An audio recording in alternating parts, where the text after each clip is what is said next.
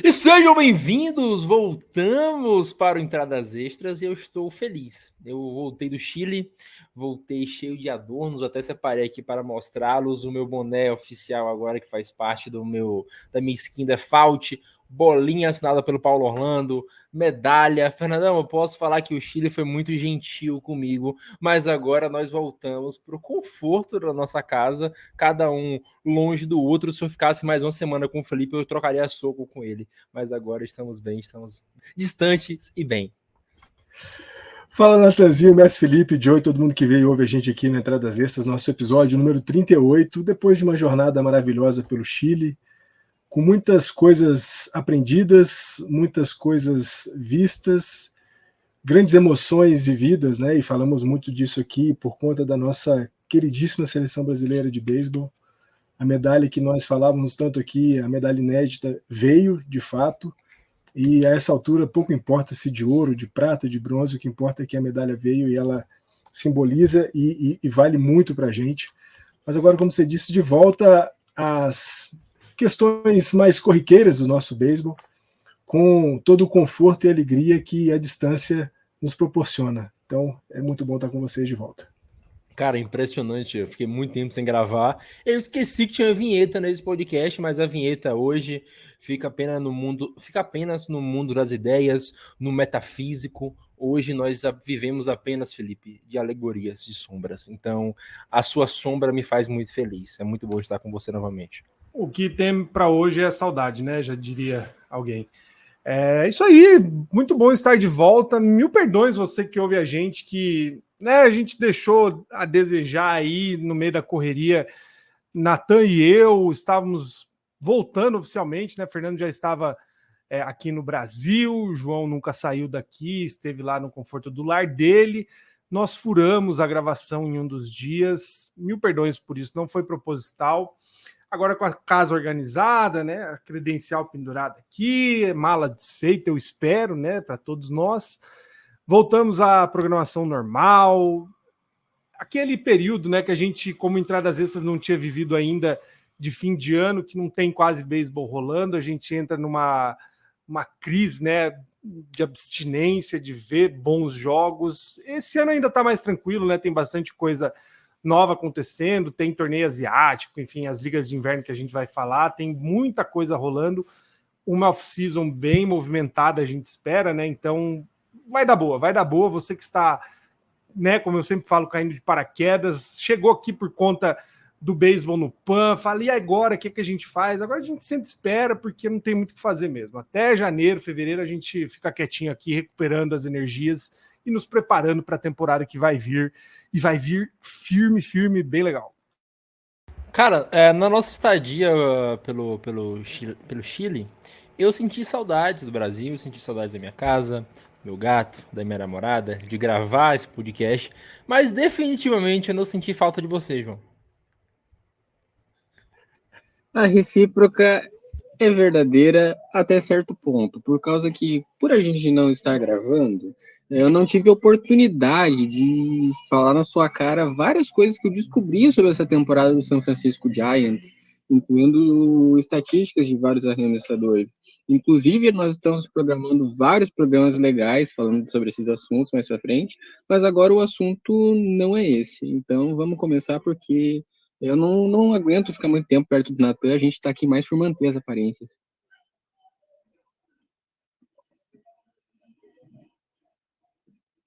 Não te ouvimos, Natanzinho. Estão tentando me calar, Fernandão. Estão tentando me calar, mas eu queria falar que a gente não tem mais aviso de PAN, então é até meio estranho gravar podcast sem isso. Eu estou perdido, mas redes sociais na tela, olha só. Eu não esqueci de tudo hoje.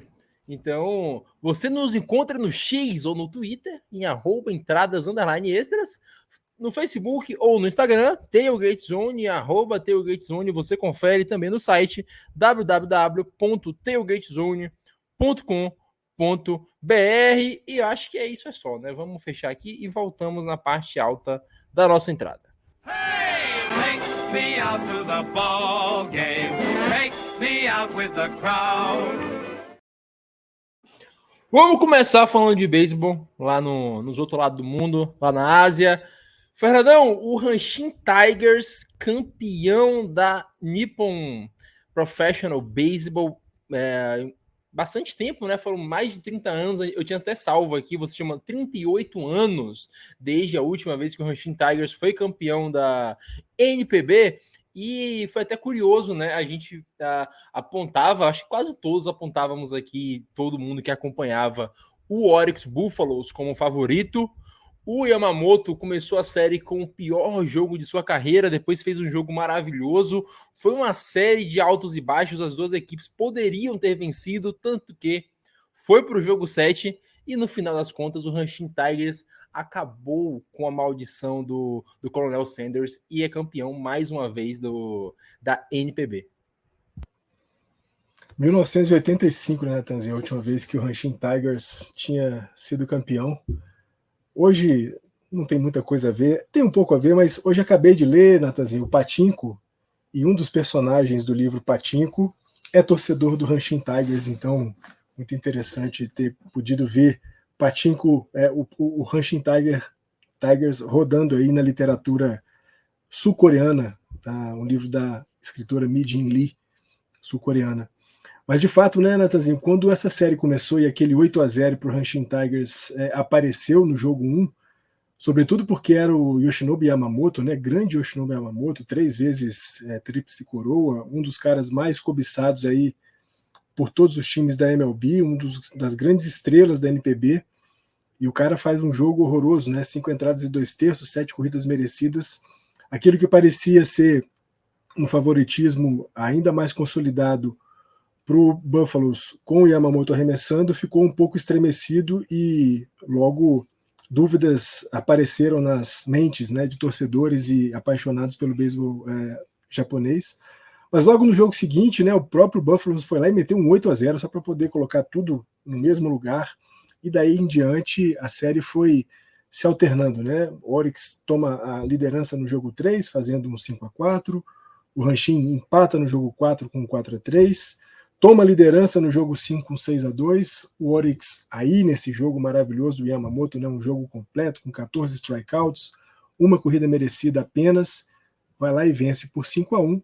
Mas eis que no último jogo, aquele 7-1 nosso de cada dia aparece, e aparece sendo construído por uma figura que alguns de nós aqui conhecem, ou se não todos nós conhecemos, Sheldon Neuse, ex-jogador dos Dodgers, ex-jogador do Oakland A's, que será objeto de conversa nesse nosso episódio aqui, acaba com o jogo, 2 de 5, né? 2 rebatidas em 5 idas ao bastão, com 4 RBIs, e a maldição está quebrada. Hanshin Tigers quebra também o favoritismo do Buffaloes nessa série e se torna campeão da NPB, algo que surpreendeu bastante, porque a gente falou muito aqui, né, do quanto o Hanshin Tigers tinha problemas no seu poderio ofensivo, mas que desde primeiro jogo, com aquele 8-0 até o fim, exceto ali pelo jogo 6, que o time só conseguiu marcar uma corrida, e aquele jogo 2 que eles acabaram sendo choroutados, sempre anotaram muitas corridas, sempre jogos bastante pegados, e o jogo derradeiro, o jogo 7, um 7-1, para poder colocar tudo em pratos limpos e a torcida tigeriana vibrar e vibrar muito, e quem sabe jogar um outro coronel lá dentro do corguinho.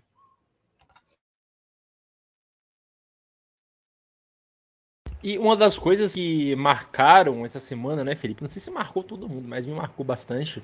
Foi ver uma entrevista do Shintaro Fujinami, né? Ele fala que o Hanshin Tigers ter vencido um título logo após ele ir para os Estados Unidos é como se ele tivesse visto um amor de sua infância, um amor de longa data com outro cara. Então eu imagino, especialmente para o Shintaro Fujinami, esse título tenha sabores e tenha desgostos também, né? Porque, querendo ou não, talvez ele fique feliz pelo time ganhar, mas triste porque ganhou sem ele.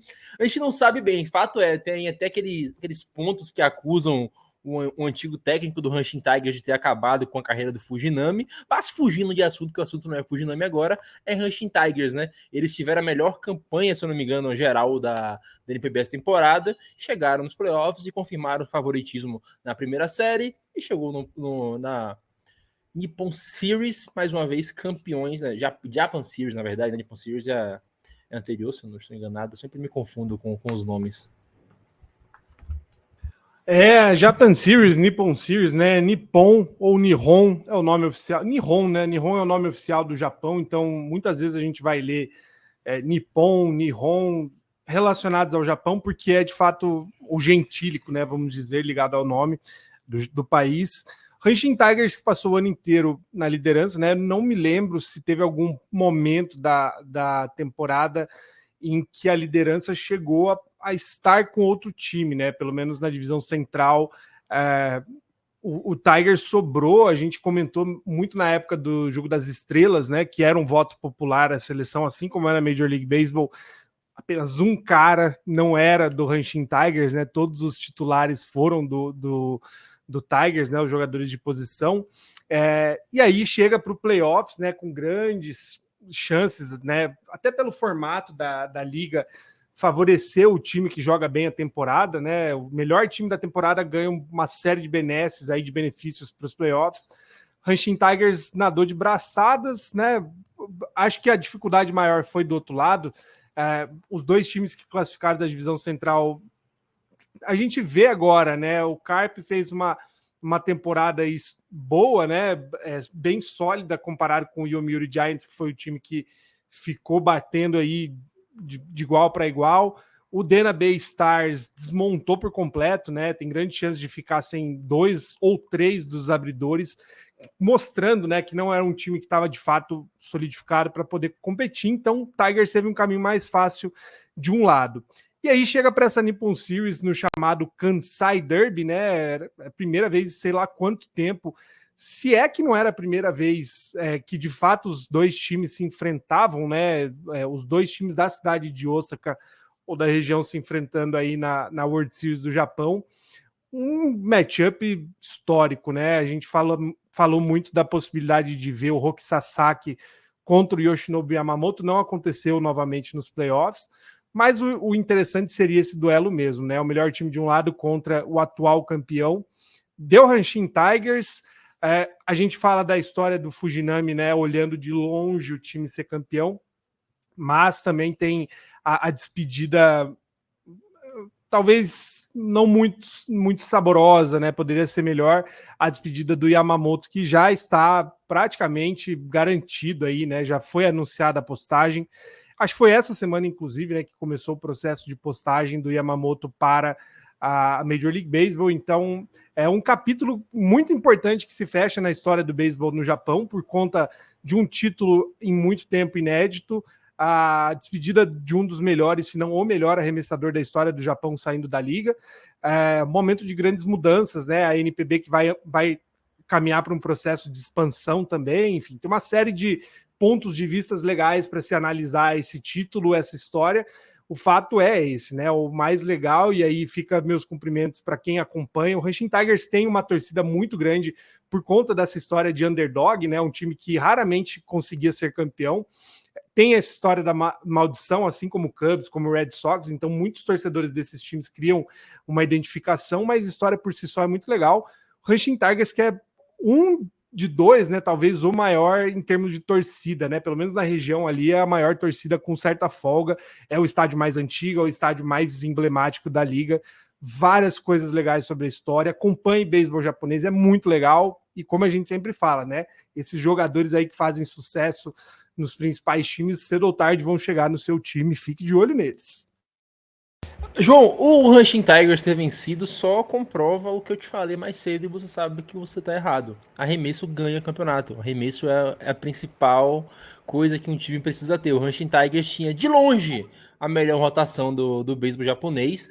A rotação dos caras era excelente. Shoki Murakami, Hiroto Saiki, Masashi Ito.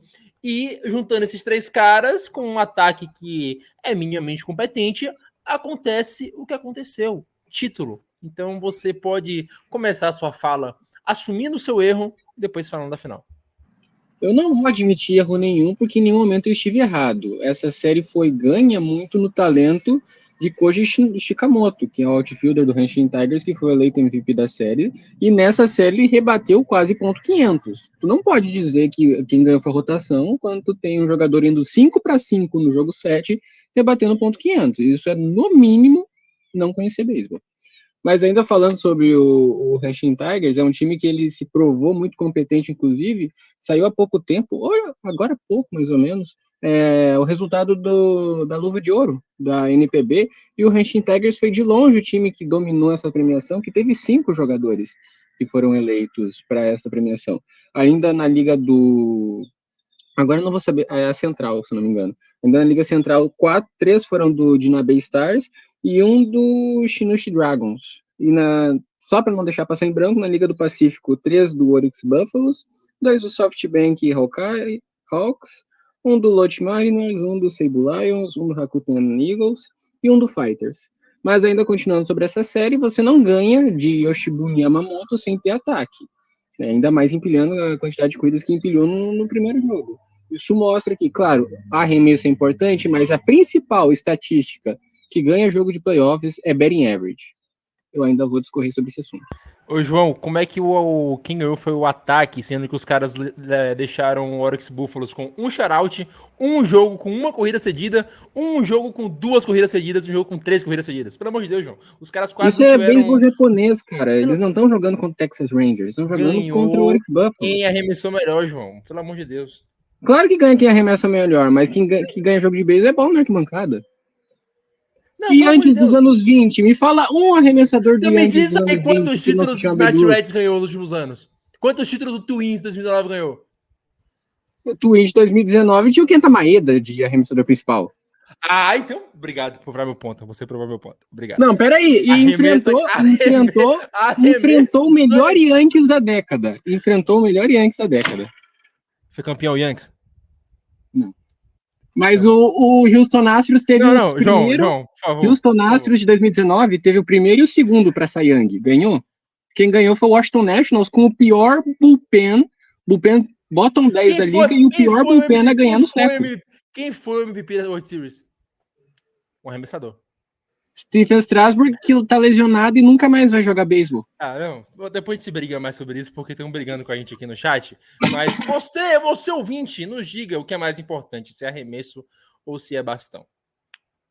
Fernandão, vamos voltar aqui, porque o João é um sujeito sem decoro nenhum, é um sujeito que não respeita a seriedade desse podcast. Vamos falar da KBO. Você, melhor do que ninguém, pode nos contar sobre o título do LG Twins. Inclusive, eu quero comprar uma TV da LG, estamos falando bem aí, LG Samsung.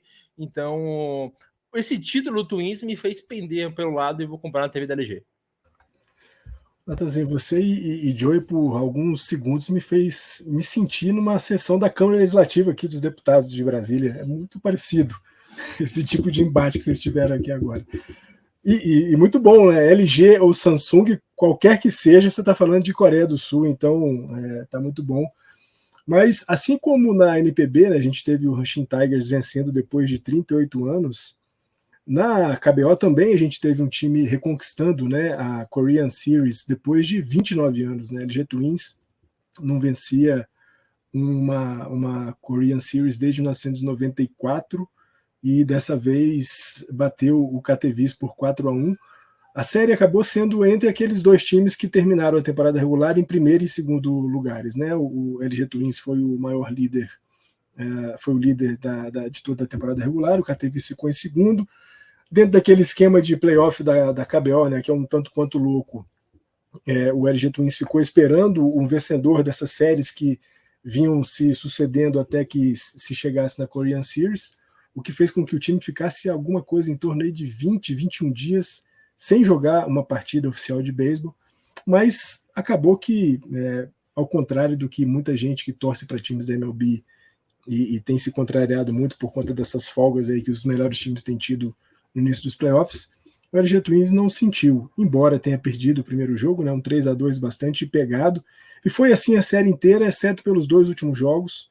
A gente teve um 3-2 para o KTVs, depois o LG Twins vence por 5-4 e 8-7, faz 2-1 na série, deixa as coisas mais tranquilas, e aí a superioridade do time se faz valer mesmo nos jogos 4 e 5, em que um 15-4 e um 6-2 sossegam todos e quaisquer rumores, né, de possíveis reações do Katowice, e o LG Twins reconquista a Korean Series depois de 29 anos.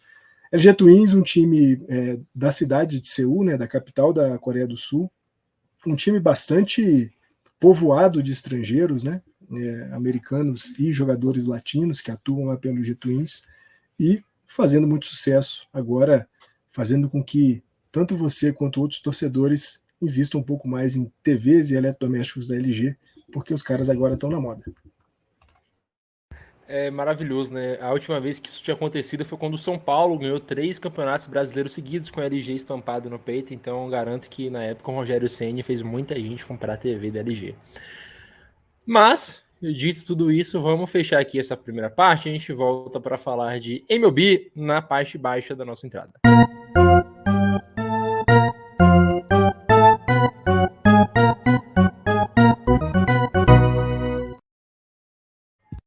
Felipe, chegou a informação no meu WhatsApp ontem, por meio de uma fonte que posso dizer que é confiável. Augusto Edinger me confirmou que o New York Yankees irá acertar com Yoshinobu Yamamoto, e o próprio Yamamoto disse que eu quero ser um Yankee.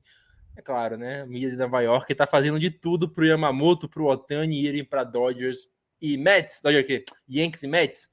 Mas vamos falar sério agora, falar um pouco sobre o mercado da MLB, que vai ser bastante movimentado pelo pessoal que vem da liga japonesa, né? Além do Yoshinobu Yamamoto, outro grande nome que vem de lá é o Shota Imanaga, inclusive quero bastante no meu time. O Trevor Bauer também se ventila que pode ser que volte. Com isso, inclusive, a gente pode comentar num próximo episódio como fica quebrado, né? O Dana Stars, que chegou longe esse ano, mas vai ter um time, vai ter uma reformulação complicada para voltar a brigar no próximo ano, ainda mais com o Yomiuri Giants também precisando fazer essa reformulação e, consequentemente, com mais dinheiro. Mas o papo agora é MLB. Falar um pouco do mercado, o grande nome, sem dúvida, é Shohei Ohtani, mas fora ele tem muita gente ainda nesse mercado. A gente tem Aaron Nola, tem Cody Bellinger, tem o Cy Young, Blake Snell. Então é um mercado que vai ser bastante movimentado, talvez muito mais movimentado do que no último ano.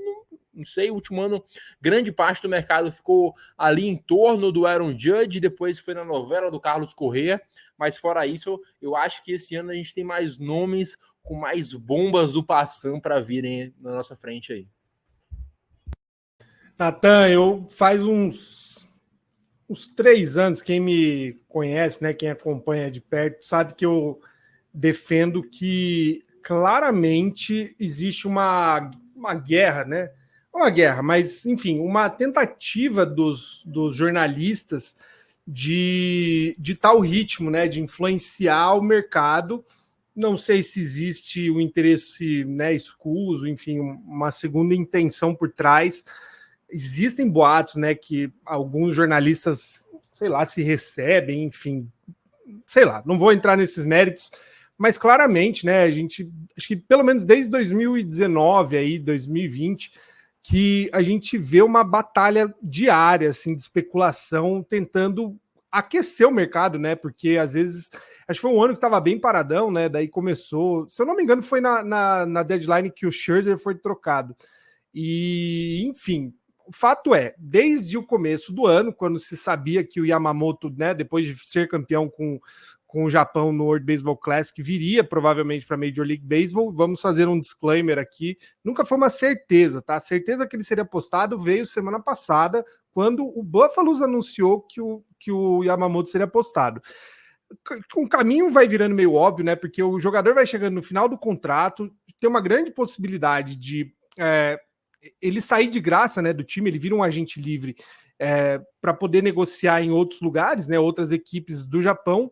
E aí, para o time japonês, é muito vantajoso mandar o cara para os Estados Unidos, porque a bolada que vem, né? A gente já falou isso em outros episódios, quando o Ohtani foi postado para os Estados Unidos, parte do dinheiro que o Fighters recebeu pagou um estádio. Então, é muito dinheiro. A disparidade do dólar, né, dos Estados Unidos para o iene no Japão promove, né, esse tipo de coisa.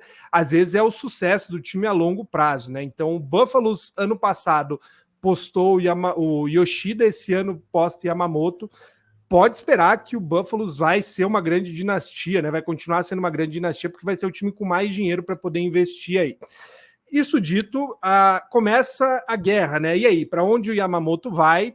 O Yamamoto, se você torce para algum time grande aí, fala, pô, mas o gerente geral do meu time assistiu 2, 3 jogos do Yamamoto. Meus parabéns. Todos os times estavam lá, os times que não estavam não são sérios. Porque o cara é literalmente o melhor arremessador do Japão há pelo menos 3 anos, né? Que são os 3 anos consecutivos ganhando todos os prêmios possíveis. É provavelmente o melhor arremessador da história do Japão. E hoje, se ele chega na Major League, né? Ele vai chegar fatalmente. Ele vai escalar aí entre pelo menos os 5 melhores, né? Tem grande chance do Yamamoto ditar o ritmo da liga, como foi o Senga, né? O Senga vindo de uma característica de lesão, ele já chega causando um impacto, concorrendo ao Cy Young, ao calor do ano, salvou o Mets o ano inteiro praticamente. O Yamamoto saudável, muito mais jovem, com uma rodagem aí como teve, certamente vai ser salvador da pátria onde ele pousar, né? Yankees tem chance, óbvio. Todos os times com muito dinheiro vão cair matando, porque a postagem custa muito caro. O time paga uma multa para poder negociar um contrato, e aí vai negociar um contrato gordo, porque o Yamamoto é muito novo. Todos os times, então, que têm folha de pagamento livre e têm condições de desembolsar um bom dinheiro, estarão na jogada, né? Saíram postagens recentes aí sobre um time ou outro, eu acho que isso daí vai ficar bem indefinido, como foi com o Yoshida, né? O Yoshida rodou vários times, aliás, como foi com o Suzuki ainda, o Suzuki rodou uns 4 ou 5 times visitando os estádios para saber onde ele queria. Foi quase certo que ele ia para o Red Sox, e aí ele vai para o Cubs. O Yoshida quase foi para o Blue Jays, foi para o Red Sox. O legal dessas postagens é isso, né? Os times vão cortejando como, né, o garoto que quer namorar a menina, vão fazendo ofertas, dá um chocolatinho, convida para sair e tal, do nada o cara surge lá na casa de alguém. O legal da espera é essa, né? A gente cria uma expectativa, óbvio, de qual time grande vai conseguir convencer o Yamamoto, porque todo contender vai correr atrás dele, ele vai ser um fator decisivo, e pode ser, né? A gente às vezes até espera, se for para não ir para um dos grandes, né? Não ir para o Red Sox, para um Yankees, para um Dodgers, que ele vá para um time aleatório para causar um impacto, né? E aí eu queria encerrar essa leitura porque o Sean Spradlin postou, né? O jornalista postou sobre a impressão, né? De os times apostarem, né, nesses jogadores. E aí o Yakyu Cosmopolitan falou algo muito interessante, que o Yamamoto seria talvez um fit perfeito para o Orioles, um time jovem construindo um projeto em torno de alguns jogadores, seria a peça-chave para uma rotação já jovem que teria uma grande referência. Só que o Orioles não é um time que mantém um investimento de scouts daquele outro lado do mundo, né? Investe muito na América Latina. E aí os times, às vezes, que mandam grana, né, para você olhar jogadores na NPB, acabam saindo na frente, né? Então, fica essa grande história. Eu, particularmente, acho que o Yamamoto é a maior história da off-season, mais até que o Ohtani, porque o Ohtani, com a lesão, vai ter uma redução no valor, a gente já falou sobre isso. Mas Shota Yamanaga talvez seja chave aí, como foi o Senga para o Mets. Eu acho que o Imanaga vai voar abaixo aí, vai passar abaixo dos radares por conta dos 2 outros japoneses na free agency e vai surpreender muita gente aí. Cara, o Imanaga vai ser o estilo disso aí, vai ser o que os caras fizeram com o Senga, vai ser um contrato que não vai chegar perto de ser do tamanho do que é o do Yamamoto, que inclusive vai ser muito baixo, porque o Yamamoto merece 200 milhões pro Yamamoto, que é o que o pessoal projeta, algo em torno disso. É baixo, pro Yamamoto é baixo, já vou te passar, João, já vou falar um pouco disso. Não, né? falar de valor, eu calculei o valor que seria mais ou menos mandar pro Yamamoto. Pelo que eu calculei, ele teve ao longo dos 7 anos dele, eu tive que projetar o WAR dele ao longo desses 3 anos, não existe informação de quanto ele acumulou de WAR nesses 7 anos, mas seria alguma coisa de 30, 28 de WAR, dividindo isso pelos 7 anos dele dá 3.5 vezes 9, 31.5 milhões por ano de média. Se fosse botar num contrato de 9 anos, ele mereceria ganhar 283.5 milhões de dólares.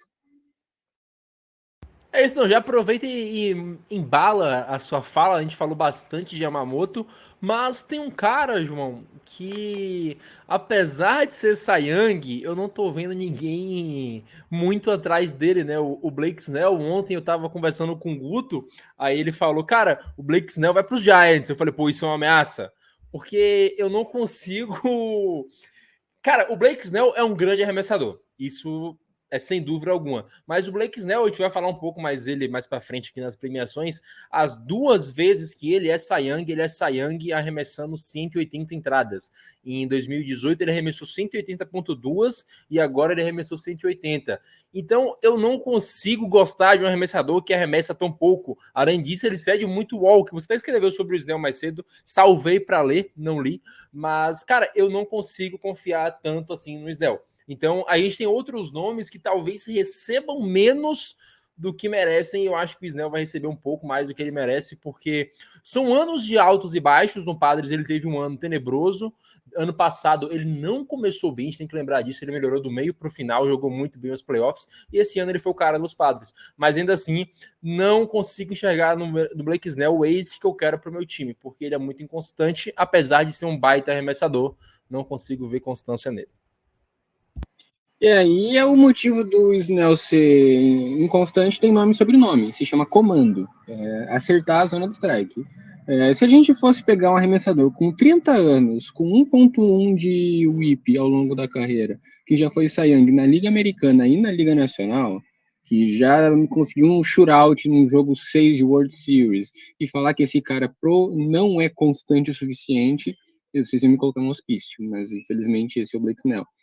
Eu escrevi nessa thread falando sobre ele. Ele foi de longe um jogador com mais walks na liga, com 99. Ele ficou a um walk de repetir o que o Sam Dowell fez em 1966, de ter uma temporada de 200 strikeouts, 100 walks em menos de 180 entradas arremessadas. Se a gente for listar os Cy Youngs da Liga Nacional, esse talvez tenha sido o mais fraquinho que a gente teve nos últimos 10 anos. Mais fraco até do que o do Sandy Alcântara, que eu também achei muito fraco no ano passado. Mas o problema do Blake Snell, se a gente pegar as estatísticas mais avançadas dele, os arremessos dele tem muito stuff. Stuff vai pegar tudo aquilo que engloba o arremesso, desde extensão do braço até giro da bola, onde ele consegue colocar. Ele é um dos melhores arremessadores canhotos nisso, se não o melhor. Principalmente dos qualificados, ele foi de longe disparado melhor, tanto na bola rápida quanto na change-up. Bola de curva dele tem quase 80 de comando plus, isso é sobre-humano, falando de estatísticas, mas o comando dele é porco. Se colocar você para arremessar um arremesso de Major League Baseball, para acertar, você tá a 40 pés do home plate e arremessar uma bolinha do jeito que é o arremesso, você vai ser tão bom quanto o Blake Snell colocando a bolinha lá. Não é exagero, porque ele é realmente porco nisso. E isso se reflete muito no strikeout. Quando você tem muito stuff e pouco comando, você vai invariavelmente ter muito strikeout e muito walk. O stuff, ele consegue ser muito mais constante. Por isso a gente consegue ver que o Snell, apesar de não ir tão bem, ele consegue manter sempre uma produção alta de strikeouts. Mas strikeout não é o único jeito de prevenir corrida. Outro ponto é que o Snell jogou no Petco Park esse ano. Petco Park foi o melhor estádio em prevenir corridas. Ele foi o estádio mais amigo de arremessador, esse é o termo em português, mais amigo de arremessador no ano de 2023.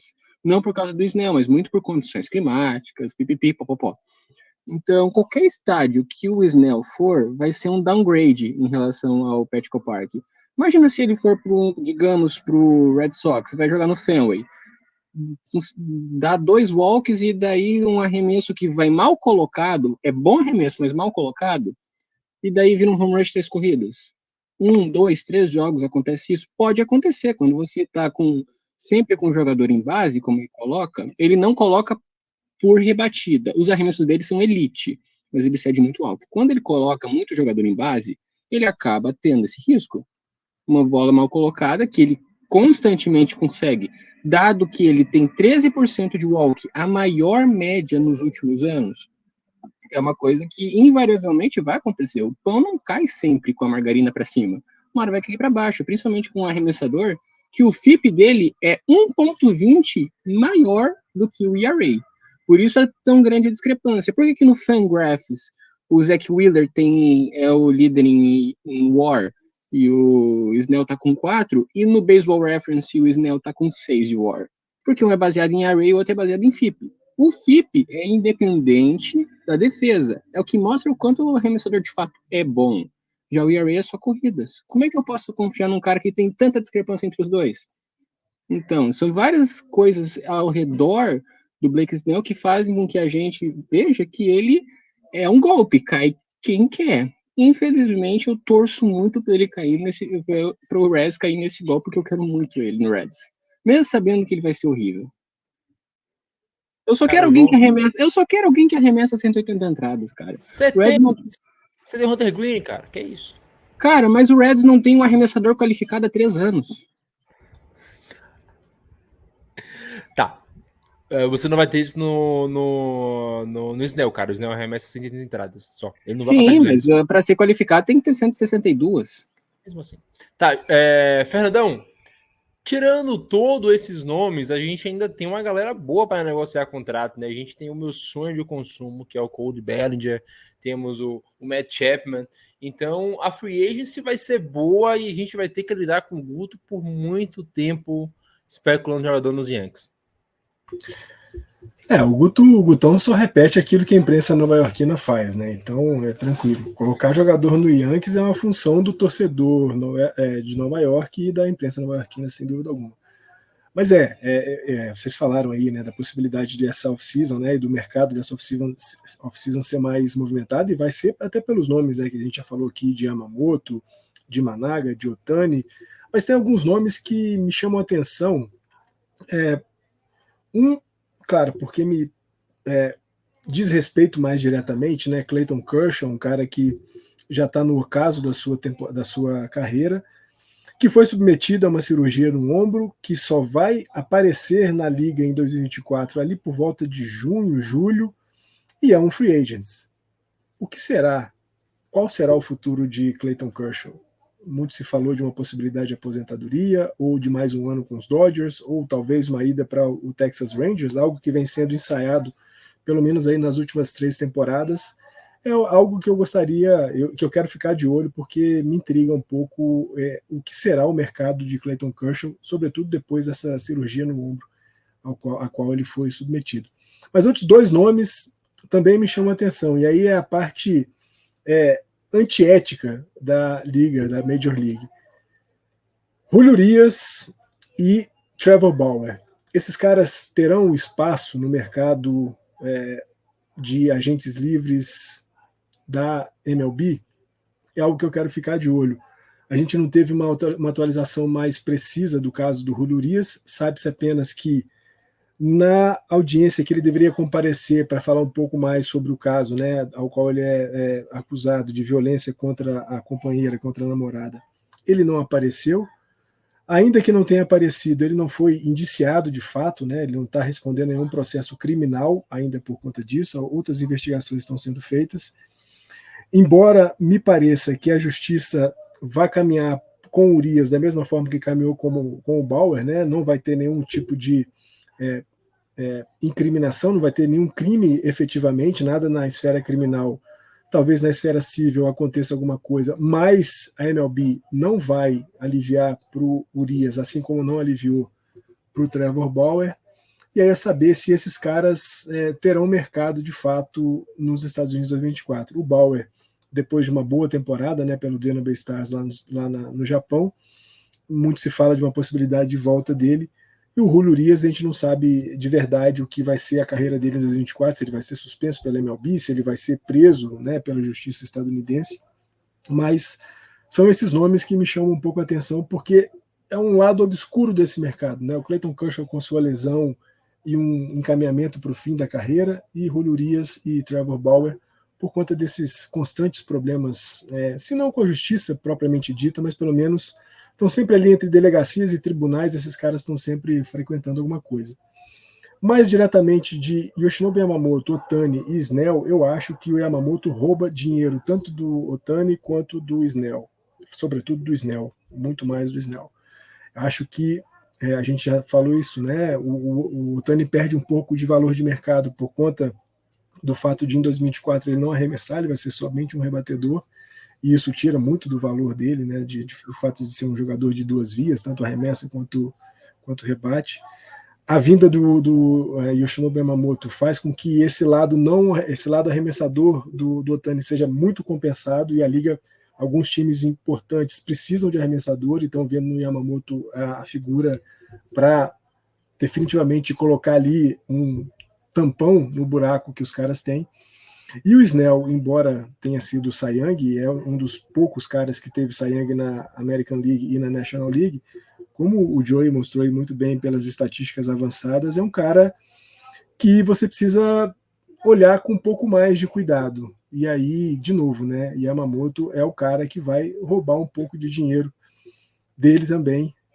São esses nomes que eu gostaria e quero ficar muito de olho, porque, afinal de contas, todos esses nomes também já foram aventados nos Dodgers. Eu, como torcedor dos Dodgers e sabedor da lacuna que a rotação do time tem, esses nomes podem ser importantes para os Dodgers, exceto Julio Urias e Trevor Bauer. E me doeria muito, viu, Natanzinho, ver Cody Bellinger usando o uniforme dos Giants. Me doeria muito. Vai te doer muito ver Cody Bellinger e Yamamoto, né, cara? Um ganhando MVP e um ganhando Rookie of the Year ano que vem. Vai ser um negócio assim, Fernandão. Eu estarei ao seu lado, lhe dando apoio moral quando isso acontecer. Mas vai acontecer, eu quero que você saiba disso. Vamos caminhar um pouco mais aqui para falar das premiações. A gente começa falando dos calouros da temporada. Felipe Martins, nenhuma dúvida, né? Unânime nas duas conferências, Gunnar Henderson e Corbin Carroll. Agora, como o Diego falou para a gente lá no grupo, com a eleição do Corbin Carroll para calouro do ano, o Padres agora se torna a franquia que está há mais tempo sem ter um calouro do ano na Conferência Nacional ou é na Liga. Não me lembro agora qual foi dos dois, mas saiba que o Padres está há muito tempo sem ter um calouro. Mas falando sobre esses dois caras, o Gunnar Henderson, ele começou um ano mal, o João até comentou aqui na época, eu achei bastante interessante o ponto do João, que o Gunnar Henderson, apesar de não estar rebatendo, estava chegando em base, então era nítido que ele voltaria a jogar bem. Voltou a jogar bem, foi de forma unânime. E o Corbin Carroll, cara, o ano inteiro, ele caiu um pouco no final, mas o ano quase inteiro ele conseguiu brigar para MVP, claro, correndo por fora, porque o Ronald Acunha fez essa briga, quase não aconteceu. O Mookie Betts, com muitos méritos, conseguiu chegar perto no final, mas ainda assim o Acunha deve ganhar sem nenhum problema. A gente fala um pouco mais disso depois, mas falando sobre Corbin Carroll e o Gunnar Henderson, Felipe, completamente merecidos, e mais para o D-backs ainda, né, que conseguiu chegar ao World Series. O Baltimore Orioles tem ao redor do Henderson muita gente nova também, mas lá pro lado das cobras, das serpentes do deserto, o Corbin Carroll surge como um líder desse time ali ao lado do Zach Gallen. Nathan, eu fui até pesquisar, se eu não me engano, quando o Corbin Carroll vence, ele foi o primeiro atleta da história do Diamondbacks a vencer um prêmio de calouro do ano. Se eu não me engano, era o único time que não tinha, se eu não me engano. Então, perdão, o Padre já está há bastante tempo. Realmente, o último foi em 1987. Tem outros times, né, que estão há bastante tempo sem entregar, né? O Indians, agora Guardians, desde 1990, tem time desde 95, mas faltava aí o Diamondbacks ter e aí teve com louvor, né? Eu acho que o Carroll, até mais que o Gunnar, foi mais unânime de fato, né? O Gunnar teve alguns períodos aí do ano que a gente ventilou outros nomes que poderiam vencer, né? O Josh Jung do Rangers teve um começo muito mais interessante do que o Gunnar. O Gunnar, aliás, no começo do ano ele estava ruim, né? Ele estava fraco, muita expectativa gerada por conta do fim do ano passado, né? Que ele jogou bem. Tristan Casas chegou a ser um postulante. O Yoshida quase, até agosto, mais ou menos, ali, era um candidato justo até se ganhasse o prêmio, mas pesou aí. Eu acho que entra aquela questão, né? Os playoffs em si não contam para a premiação, mas é um caminhão se você contribui para a classificação do seu time para os playoffs, né? Então, o Gunnar e o Carroll tiveram papéis muito importantes, né? Foram pivôs mesmo da classificação dos times para os playoffs. a gente viu, né, o que cada um fez, né, óbvio, mas esse finalzinho aí de temporada, a reta final, principalmente para o Gunnar, foi o que acabou garantindo esse título, muito merecido. Os dois mostram uma história de renovação e de investimento que os times estão fazendo na base, né? O Baltimore não é novidade para ninguém, o que esse plano, né, que há tempos o time de Baltimore tem feito, né, de construir um núcleo muito sólido e que joga muito tempo junto. O Gunnar praticamente cresceu na farm do Orioles com o Adley Rutschman e com o Grayson Rodrigues, que são o futuro de Baltimore, né, fora outros nomes. E o Corbin Carroll puxa aí essa lista de renovação, talvez não, né, bem menos hypada do que foi de Baltimore, mas que também a gente viu aí nesses playoffs o poder, né, de uma base bem formada lá em Arizona. A gente é importante também mencionar, né, porque ano passado teve, no caso do Seattle Mariners, né, uma escolha de draft a mais, porque o time que começa o ano com um jogador calouro no elenco e esse jogador vence o prêmio, ganha uma escolha de draft a mais. Então, Diamondbacks e Orioles entram no draft já do próximo ano com escolhas adicionais por ter apostado, né? Outros times também fizeram isso.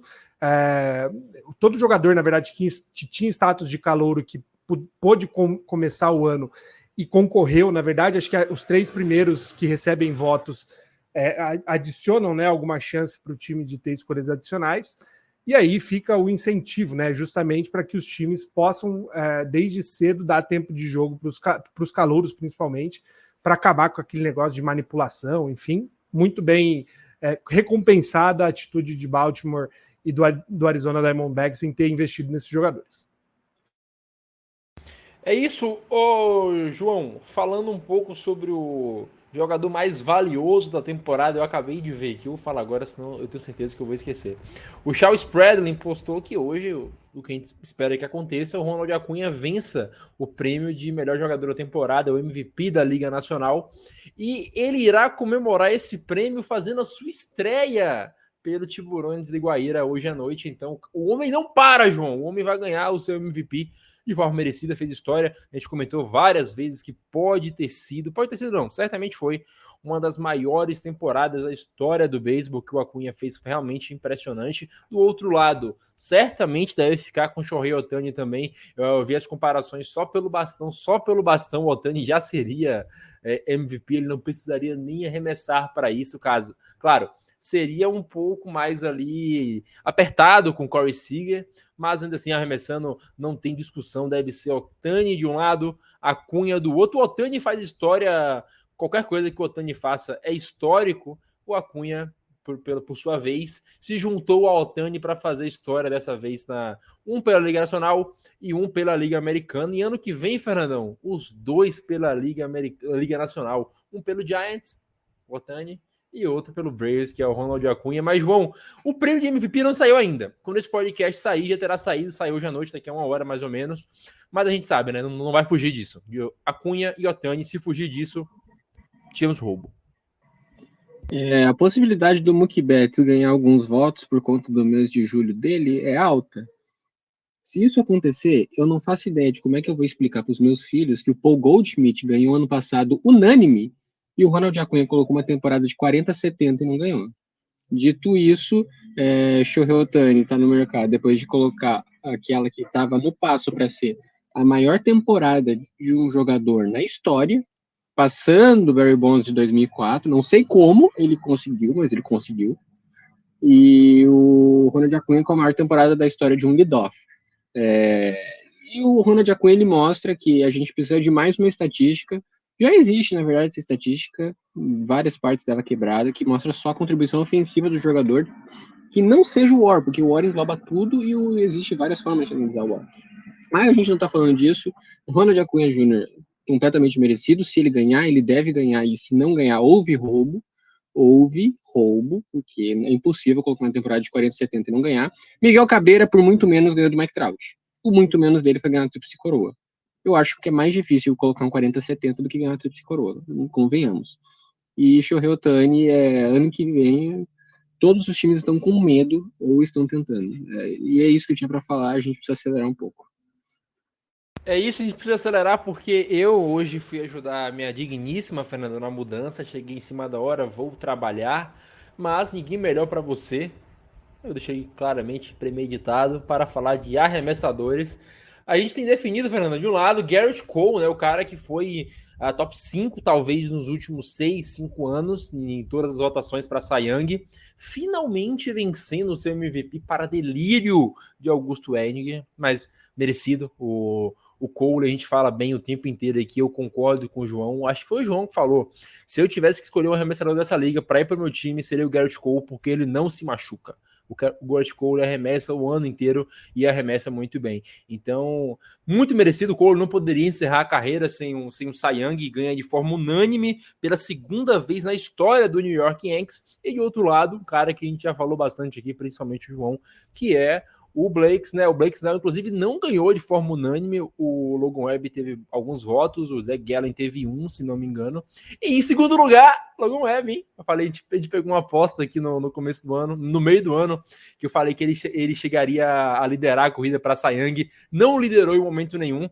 Mas só um comentário aqui, Fernandão, não é falando porque é um jogador do meu time, mas é algo que já conversei com o João. Eu acho que o que o Logan Webb fez, ele não merecia ser o Cy Young. O Cy Young, de fato, é o Blake Snell. Mas o Logan Webb, não é porque ele joga no meu time, mas se fosse para escolher algum dos dois pela temporada que fez, eu ficaria com o Logan Webb. O Logan Webb arremessou, acho que 50 entradas a mais do que o Blake Snell. O Logan Webb não tinha suporte de corridas e todo jogo ele ia até a 8ª, 7ª entrada. Então, para mim, isso é um grande arremessador, um cara que vai te comer o jogo quase inteiro, entregar para o bullpen com poucas entradas possíveis. O Padres perdeu muitos jogos por conta do bullpen.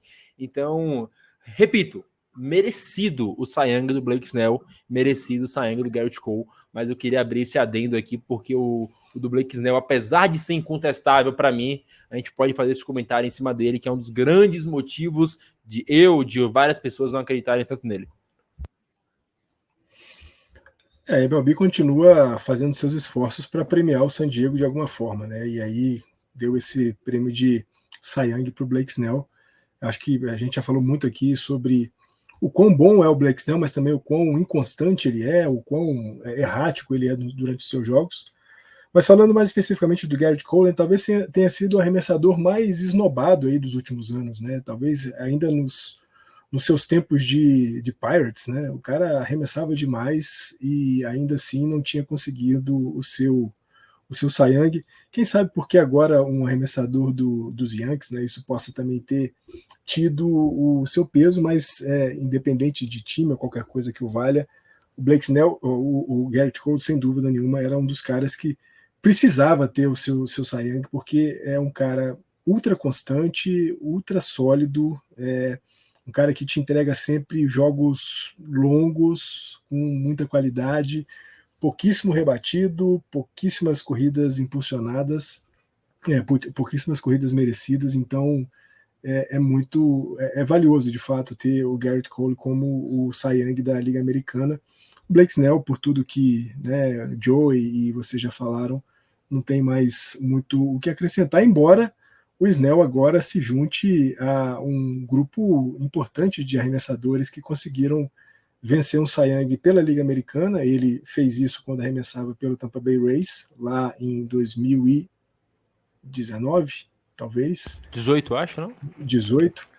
E agora, arremessando pelo San Diego Padres na Liga Nacional, ganha o seu Cy Young como arremessador na Liga Nacional, se junta ao Gaylord Perry, que fez isso com Cleveland e também com San Diego, Pedro Martinez com Boston 2 vezes e Montreal Expos, Randy Johnson com Seattle Mariners e 4 vezes pelo Arizona Diamondbacks, Roger Clemens 3 vezes com Boston, 2 vezes com Toronto, 1 vez com Yankees e 1 vez com Houston. Houston, nessa época, era um time da Liga Nacional.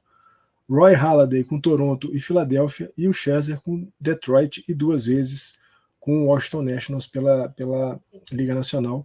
Então, de fato, não podemos também colocar o Blake Snell embaixo do ônibus, até por conta dessa prateleira onde ele se coloca agora, mas a gente pode olhar com um pouco mais de cuidado para ele, embora não possa fazer isso com o Garrett Cole, porque esse sim é merecedor do título, do prêmio. Para finalizar o nosso gostosíssimo podcast, eu vou chamar o Walk-Off e a gente vai fazer as apostas aqui, coisas que eu iria acertar os 3, tá?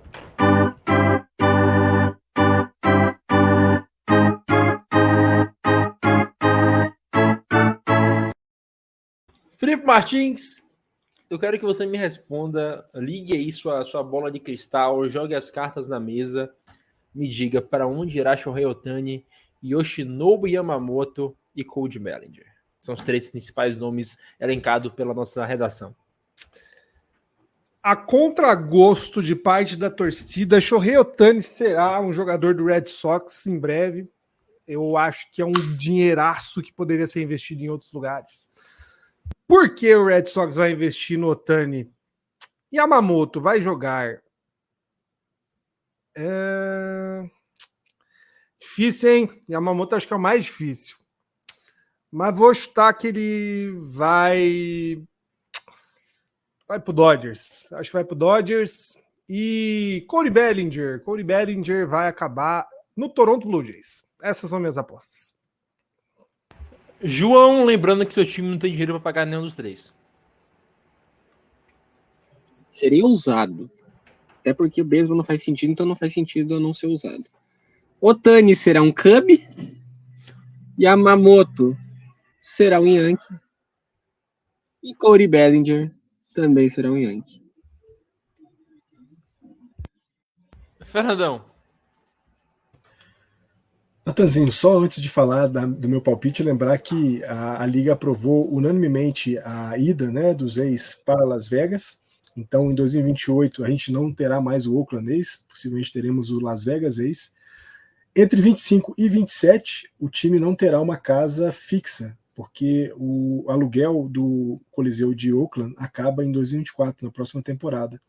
Então, entre 2025 e 27, os A's vão jogar ou no seu estádio de AAA, que fica em Nevada mesmo, ali, né, na região de Las Vegas, ou no Oracle Park, atravessando a ponte e indo jogar em São Francisco.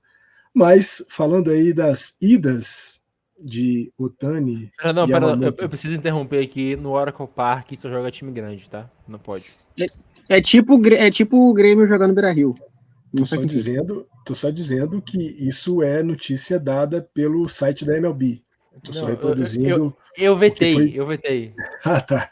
Tudo bem. Mas falando em não veto, mas sim contratações e onde tais jogadores vão parar, eu tô com o mestre Felipe. Eu acho que o Ohtani para em Boston. Acho muito difícil que o Ohtani não faça ou Dodgers, ou Yankees, ou Boston. O Ohtani não vai para um time para dar cabeçada num time. Não vai, definitivamente não vai.